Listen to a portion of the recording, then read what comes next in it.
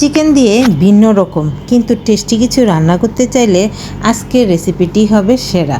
একদম ভিন্ন স্বাদ, ভিন্ন ফ্লেভার আর ভিন্ন পদ্ধতি।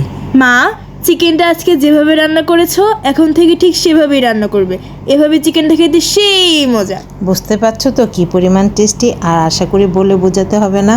তাহলে কি সেই পদ্ধতি, চলো তোমাদের সাথে শেয়ার করি। সেই জন্য দেখতে পাচ্ছ একদম কচি মুরগি নিয়েছি, দেশি মুরগি, আর এগুলোকে কেটে ধুয়ে খুব ভালো করে পরিষ্কার করে নিয়েছি। আর তারপর এখানে দিয়ে দিলাম পরিমাণ মতো লবণ, দিয়ে দিলাম হাফ চামচ হলুদ গুঁড়ো, 1 চামচ ধনে গুঁড়ো, দিয়ে দিব একদম অল্প পরিমাণ শুকনো মরিচ, কারণ আমি পরে আরও মরিচ ইউজ করব, সেই জন্য অল্প পরিমাণ দিয়েছি। আর এখানে 1/4 চামচের মতো, মানে 1 চামচের থেকে আরেকটু বেশি দিয়েছি জিরে গুঁড়ো দিয়ে। তারপর এখানে দিয়ে দিলাম একটা মশলার পেস্ট, আর সেটা কি আমি তোমাদের একটু পরে বলছি। তারপর এখানে দিয়ে দিলাম কাসুন্দি। সব কিছু দিয়ে এবার হাতের সাহায্যে খুব ভালো করে মাখিয়ে নিতে হবে।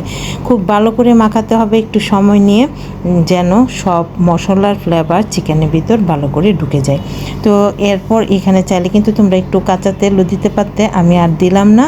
তো এবার ঢাকনা দিয়ে ডেকে চিকেনটাকে আমি রেস্টে রেখে দিব মিনিমাম আধা ঘন্টা। আর এখানে যে মশলাটার কথা বলেছিলাম সেটা তৈরি করতে হবে, তো সেই জন্য দেখো এখানে একটা জালি বসিয়ে দিয়েছি, আর তাতে একটি কাঁচা আম, একটি টমেটো আর একটি আস্ত রসুন দিয়েছি। এবার এইগুলোকে একদম পুরা করে নিব, যতক্ষণ পর্যন্ত না এগুলো সফট হয়ে যায় ততক্ষণ পর্যন্ত। তো দেখতে পাচ্ছ আমার রসুনটা কিন্তু খুব সুন্দর করে পুরা হয়ে গেছে, প্লাস টমেটো। কিন্তু আমটা আরেকটু পুড়তে হবে, সেই জন্য আমটাকে আমি ঘুরিয়ে দিলাম, ভালো করে পুড়ে নিব সেই জন্য। আর ততক্ষণে দেখতে পাবে যে বাকি এই টমেটো এবং রসুন অনেকটাই ঠান্ডা হয়ে যাবে। আর এদিকে দেখো এখানে আমি শুকনো মরিচ আর কাঁচামরিচ একসাথে এগুলোকে পুড়িয়ে নিব। সবগুলো পুরাপুরি শেষ। এবার খোসাগুলো ছাড়িয়ে সুন্দর করে এগুলোকে খোসা থেকে রিলিভ করে নিতে হবে। তো দেখতে পাচ্ছ আমি কিন্তু রসুনের খোসাটা ছাড়িয়ে নিচ্ছি। এরপর এক এক করে টমেটো, তারপর আম, সবগুলিরই পুরো অংশটা খুব ভালো করে খোসা ছাড়িয়ে নিতে হবে। তো দেখতেই পাচ্ছ সুন্দর করে আমি কিন্তু খোসাগুলো ছাড়িয়ে নিচ্ছি, যতটা সম্ভব সুন্দর করে নিয়েছি। আর আমটা এখনও গরম আছে, সেই জন্য ধরতে আমার অনেকটা কষ্টই হচ্ছিল। তো যাই হোক, সময় হাতে নেই, সেই জন্য তাড়াহুড়া করে এই গরম আমটাই ভালো করে কাট বের করে নিব। সেই জন্য হাতের সাহায্যে ভালো করে দেখতে পাচ্ছ কাঠটা বের করে নিচ্ছি, যতটা সম্ভব একদম আমি আম থেকে সম্পূর্ণ কাঠটা বের করে নিব। আর আমের থেকে কাঠ বের করে নেওয়া হয়ে গেলে এবার আমরা একটা সেই মশলার পেস্টটা তৈরি করব। সেই জন্য লাগবে একটা ব্লেন্ডিং জার। তো কাঁচা আম থাকতে থাকতে অবশ্যই তোমরা রেসিপিটি ট্রাই করো, দেখতে পাবে যে অনেক মজা। চিরাচরিতে তোমরা চিকেনের যে রেসিপিগুলো খাও সেটা থেকে একদম ভিন্ন। আশা করি তোমরা উপাদানগুলো দেখে এতক্ষণে বুঝতেই পেরেছো। তো দেখো যে সমস্ত জিনিসগুলো আমি পুড়ে নিয়েছিলাম সবগুলো আমি এক এক করে ব্লেন্ডিং জারে দিয়ে দিলাম, আর সাথে দিয়ে দিলাম আদা কুচি। এবার খুব ভালো করে এটাকে পেস্ট করে নিব। তো সে যাই হোক, এবার দেখো চুলাতে বসে দিলাম অন্য একটি প্যান, আর তাতে তেল গরম করে নিয়ে দিয়ে দিলাম পেঁয়াজ কুচি। পেঁয়াজ কুচিটাকে আমি এখানে হালকা ব্রাউন করে ভাজবো, একেবারে লাল লাল করব না, হালকা ব্রাউন করে ভেজে নিব। তো দেখতেই পাচ্ছ অনবরত নেড়ে চেড়ে কিন্তু আমি পেঁয়াজ কুচিটাকে হালকা ব্রাউন করে ভেজে নিয়েছি। এই পর্যায়ে আমি দিয়ে দিব আগে থেকে ম্যারিনেট করা চিকেনটাকে আমি আধা ঘন্টার মতো ম্যারিনেট করে রেখেছিলাম।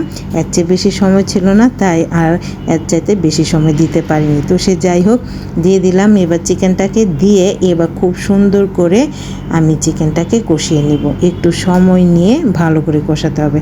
আর দেখো যতটুকু বাটিতে মশলা লেগেছিল সেটাও দিয়ে দিলাম, কারণ ওয়েস্ট করা ভালো না।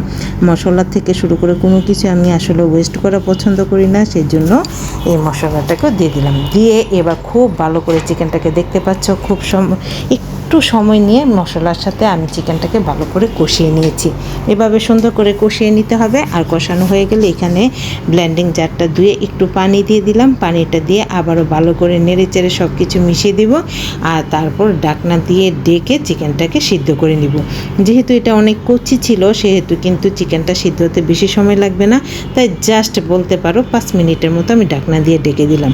তো 5 মিনিট পর দেখতে পাচ্ছ কত সুন্দর কালার হয়েছে, প্লাস চিকেনটা কিন্তু ততক্ষণে খুব সুন্দর করে সিদ্ধ হয়ে গেছে।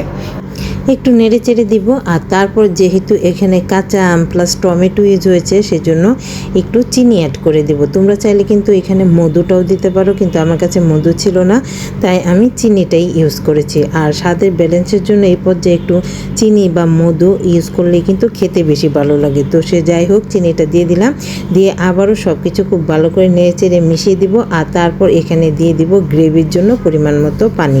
তবে পানিটা আমি আগে ফোটাতে রেখেছিলাম, আর এই পানি ফোটানোর সময় আমি এখানে এলাচ, দারুচিনি আর লবঙ্গ দিয়েছিলাম।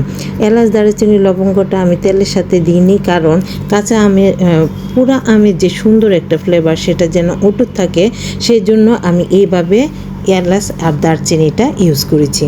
তো এবার দেখো দিয়ে দিলাম পরিমাণ মতো পানি। পানিটা দিয়ে আর বেশিক্ষণ ফুটাতে লাগবে না, কারণ যেহেতু আগে খুব ভালো করে আমি পানিটা ফুটিয়ে নিয়েছিলাম, সেই জন্য এ পর্যায়ে গ্রেভিটা দিয়ে সব কিছু ভালো করে নেড়ে চেড়ে মিশিয়ে তারপরে এখানে দিয়ে দিব পরিমাণ মতো লবণ। লবণটা দিয়েও খুব ভালো করে মিশিয়ে জাস্ট 3-4 মিনিটের মতো ফুটিয়ে নিব। তাহলে দেখতে পাবে যে গ্রেভিটা আমাদের কাঙ্ক্ষিত পর্যায়ে চলে আসবে। আর কাঙ্ক্ষিত পর্যায়ে চলে আসলে সবার লাস্টে এখানে অ্যাড করে দিব আরও 2টি উপাদান, যার কারণে এই চিকেনটা খেতে অসম্ভব টেস্টি হয়েছিল। আর সেটা কি, সেটা হচ্ছে ধনেপাতা কুচি এবং কাঁচা লঙ্কা কুচি। আমার কাঁচা লঙ্কাগুলো অনেক ঝাল ছিল, সেই জন্য অল্প পরিমাণ দিয়েছি। তোমরা তোমাদের ঝাল বুঝে সেই অনুযায়ী সব কিছু দিয়ে দিবে। তো দেখো, ধনেপাতা কুচি আর কাঁচা লঙ্কা কুচিটাকেও দিয়ে দিলাম।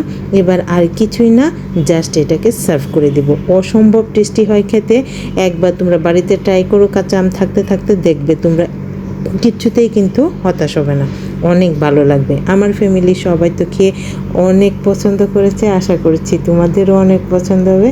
তো কেমন লাগলো আমার রেসিপিটা কমেন্ট করে জানিয়ে, আর ভালো লাগলে বেশি বেশি শেয়ার করে দিও। সবাই ভালো থেকো, টাটা।